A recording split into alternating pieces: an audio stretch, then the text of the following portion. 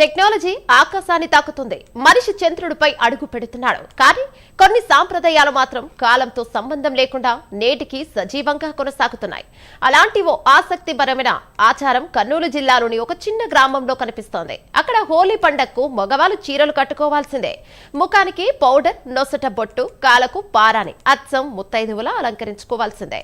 సినిమాలో చూస్తూ సన్నివేశాలను తలపించేలా కనిపించే ఈ సాంప్రదాయం వెనుక 100 ఏళ్ల నాటి విశ్వాసం దాగి ఉంది. కర్నూలు జిల్లా ఆదోని మండలం సంతకూరులో హోలీ రోజున పూర్తిగా వాతావరణం మారిపోయింది.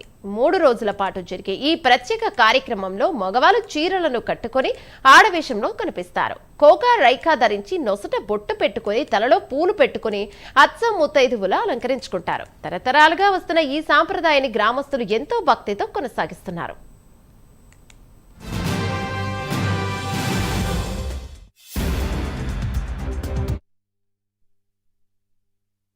ఆదోని మండలంలో కర్నూలు డిస్టిక్. ఇది సాంప్రదాయంగా 100 సంవత్సరాల నుంచి వస్తూ ఉంది. ఈ సాంప్రదాయం అంటే వాళ్ళు కోరికలు బట్టి, అంటే వాళ్ళు ఏదైనా ఇది జ్వరం జరగడానికి ఏమన్నా ఉన్నా కూడా వాళ్ళు కోరికలు బట్టి వాళ్ళు ఆడవేషం వేసుకుంటా ఇదే సాంప్రదాయం ఇట్లే జరుగుతూ ఉంది. ప్రతి ఒక్క ఇంటికి వాళ్ళ కోరికలు బట్టి పోతూ ఉన్నాయి. ఎన్ని సంవత్సరాల నుంచి వస్తుంది సార్? ఎంతమంది వేస్తారు మీరు?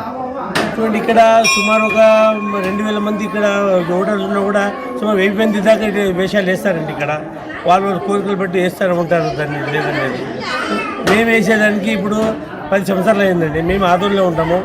మాది సంగమేశ్వర స్ట్రీట్స్ ఆదోని, సోమనాథ్ స్ట్రీట్స్ ఆదోని. మేము అక్కడ ఫర్టిలైజర్ షాపు.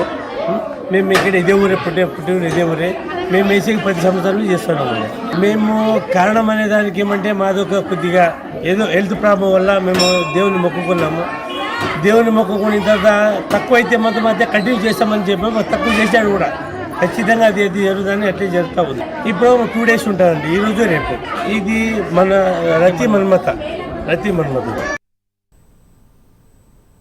డప్పుల చప్పుడు, పాటల సందడి, చిందులేస్తున్న గ్రామస్తులు. ఈ సందడి అంతా కేవలం వినోదం కోసం కాదు, ఊరి క్షేమం కోసం చేస్తామని గ్రామస్తులు చెప్తున్నారు. 100 ఏళ్లకు పైగా కొనసాగుతున్న ఈ సాంప్రదాయం ప్రకారం హోలీ రోజున మగవాళ్ళు ఇలా ఆడవేషం వేయకపోతే గ్రామానికి అరిష్టమని నమ్మకం. పంటలు పండవని, అనారోగ్యాలు వస్తాయని పెద్దలు చెప్పిన మాటను ఇప్పటికీ గ్రామస్తులు గౌరవిస్తున్నారు. అందుకే చిన్న పెద్ద తేడా లేకుండా ప్రతి పురుషుడు ఈ ఆచారాన్ని పాటిస్తాడు.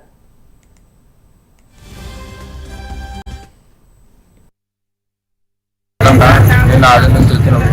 మాది ఇదే ఊరు. అంటే చిన్నప్పుడు మా తాత కాలం నుంచి చేస్తున్నాము. అందుకే కోరికలు కోరుకున్నారు. ఆరోగ్య సంస్థలు, చదువైనా, పదపరంగా ఏదైనా కానీ కోరికలు నెరవేరుతాయని చేసుకుంటారు. మనసులో అనుకున్నవి దేవుని కోరుకుని చేస్తున్నారు. ఈ దేశం అదే తాతల కాలంగా వస్తున్న ఈ పరిపాలన చేస్తున్నారు.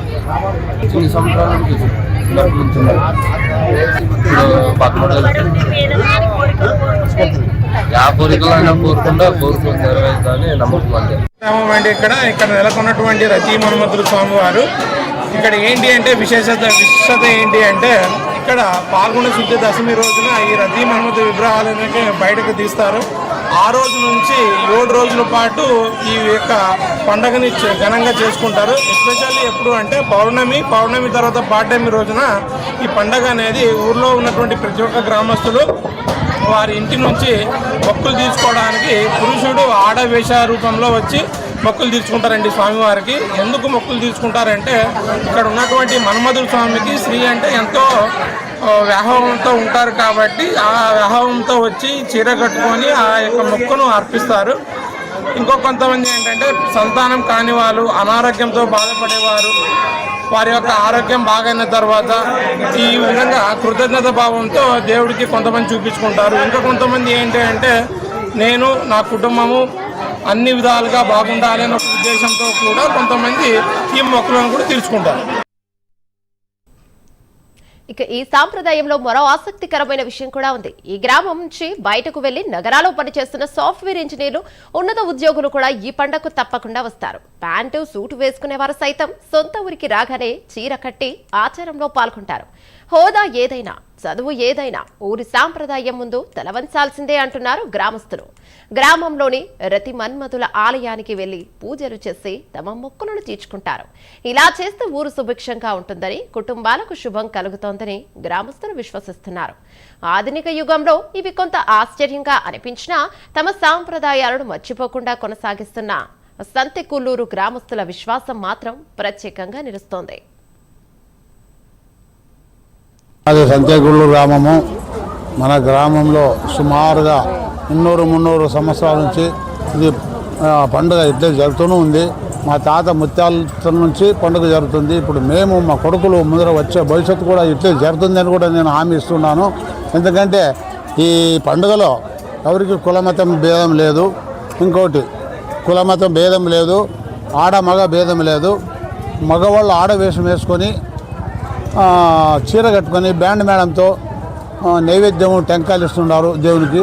ఆ మగవాళ్ళు ఆడవేషం ఎందుకు వేస్తున్నారంటే ఏమో ఇంట్లో సంబంధించి గురించి ఆరోగ్య పరిస్థితి కానీ, ఇంట్లో పిల్లలు కాకుంటే కానీ, ఇంకా ఏమన్నా ఆర్థిక ఇబ్బంది ఉంటే కానీ అట్లా వచ్చి వాళ్ళు మొక్కుకొని పోతే ముందు వచ్చే సంవత్సరం మాకు తీర్చప్ప, మా కష్టాలు తీర్చప్ప అంటే ఆయన తీరిస్తే ఆయన వచ్చే సంవత్సరం లోపు తీర్చే కష్టాలు.